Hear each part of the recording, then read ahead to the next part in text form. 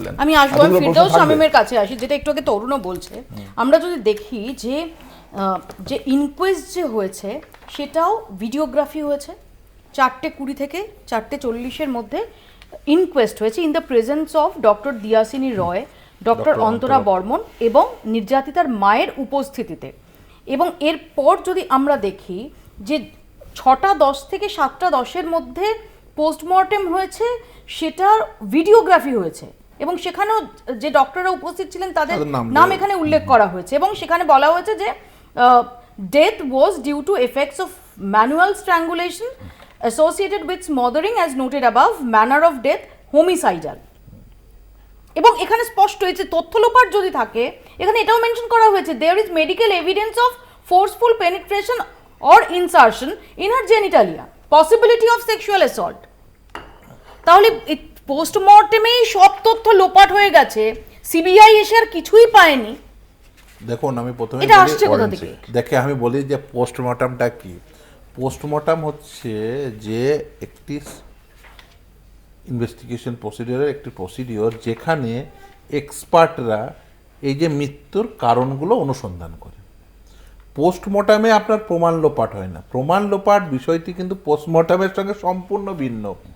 যে পোস্টমর্টম হচ্ছে একটা, আপনি বলতে পারেন মৃত্যুর কারণ অনুসন্ধানের জন্য একটা বিজ্ঞান ভিত্তিক পদ্ধতি। তুমি যে কথাটা বলছো ডেফিনেটলি তুমি খুব লজিক্যাল কথা বলছো, কিন্তু একদিন ধরে এই 3 মাস ধরে ফিরদৌস এই যে কথাটা যে পোস্টমর্টেমে সব তথ্য প্রমাণ লোপাট হয়ে গেছে, এটা কতবার তুমি শুনেছো? এটা বোকা বোকা কথা। আমি কোনোদিন এটা কারা বলেছেন? দেখুন আমি যারা বলেছেন তাদের সবাইকে বোকা বোকা বলে দেখে দেওয়া যায় না, কারণ তাদের আমরা দেখেছি তাদের সামাজিকভাবে পেশাগতভাবে তাদের বেশিরভাগেরই একটা অবস্থান রয়েছে। না আমি একটু বলে দিই তাহলে বিষয়টা পরিষ্কার হয়ে যাবে। দেখুন পোস্টমর্টম যখন করছেন, ধরুন একজন চিকিৎসক যখন পোস্টমর্টম করছেন, ফিরদৌস তুমি বুঝছো আমি বুঝছি, কিন্তু এগুলোই তো হাওয়ায় ভাসানো হয়েছে। না যেটা দেখুন আপনি দুটো জিনিসকে এক করে ফেলছেন। একটা পোস্টমর্টম, ধরুন পোস্টমর্টম করার পর যখন পোস্টমর্টম রিপোর্টটি হলো, সেটি যেমন একটা পিস অফ এভিডেন্স, সেরকম দেখুন একটি ক্রাইম সেটিকে কনস্টিটিউট করার জন্য বিভিন্ন এভিডেন্স সেটা কালেক্ট করে investigative agency.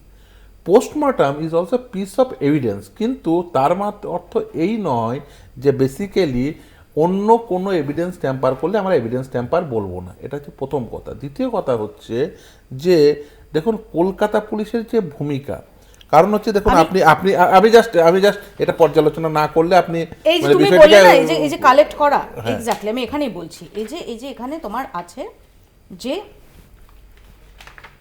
Gist of items public exhibits, ঠিক আছে? এতে যেগুলো আছে আমি পরপর যদি দেখি যে পোশাক আশাক ইত্যাদি, আমি যেহেতু এটা অত্যন্ত স্পর্শকাতর একটা সবগুলো ব্যবহার করছি না। Lifted from SOC on 9th of August 24 by local police, অর্থাৎ কেপি। এখানে কি seized from barrack of accused on 12th of August, worn by him at the time of crime by whom? KP. সেটা urethral swab preserved during MLC of accused on 10th of August 24, তখন ওটা কলকাতা পুলিশের অধীনে তদন্ত হচ্ছে। এর পাশাপাশি যে সোয়াব, আমি আবারও বলছি যে এই ঘটনার স্পর্শকাতরতার কথা মাথায় রেখে আমি অনেকগুলো শব্দ বন্ধ সেগুলো আমি ব্যবহার করছি। বাকি যে সমস্ত দেহরস সেগুলো প্রিজার্ভ ডিউরিং অটোপসি, অর্থাৎ সেটাও Kolkata police. Short hair lifted from SOC by local police. One old use navy blue colour একটি নির্দিষ্ট ব্র্যান্ডের mobile phone, inbuilt memory 64 GB, having model number this IMI is seized from accused on 10th of August during his arrest. K arrest করছে? KP. সিজ কে করছে? KP. One blue and black color Bluetooth earphone of some company seized from SOC by local police on 9th of August. আচ্ছা, one transparent power glass of spectacle, যেটা exhibit D, is the part of black color spectacle having one glass and one glass missing, exhibit C, seized from SOC by local police on 9th of August belonging to V. One brown color একটি পোশাক, হ্যাঁ, যেটি seized from SOC by local police on 9th of August by করতে then Kolkata police, then ডেরাপ্রার করতে collected by Kolkata police, অটোপসির সময় preserve করা হয়েছে কলকাতা পুলিশ।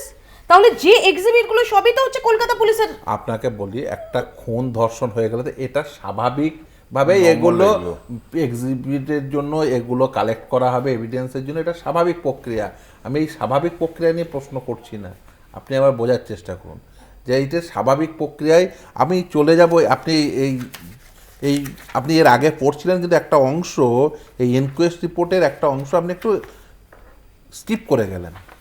সেটা কোন অংশটি? বলো। যে injuries mention in inquest report আর কি কি ইনকোয়েস্ট রিপোর্টে কি কি মেনশন ছিল, ইনজুরিগুলো কি কি? Bleeding from both eyes, bleeding from mouth, injury over the face and nail, bleeding from vagina, injury in left leg, injury in belly, injury over left by ankle, injury at her neck, injury at her right hand ring finger, injury over her lips. আচ্ছা, এর পরে ফিরদৌস। যে কলকাতা পুলিশের এই সমস্ত কথাবার্তা, যেখানে inquest রিপোর্টে এই ইনজুরিগুলো মেনশন, No external injury. তারপরে যে কলকাতা পুলিশের কমিশনার সহ অন্যান্য আধিকারিকদের বক্তব্য, সেটি কি এই জিনিসকে নির্দেশ করে যে তারা সঠিকভাবে তদন্তটি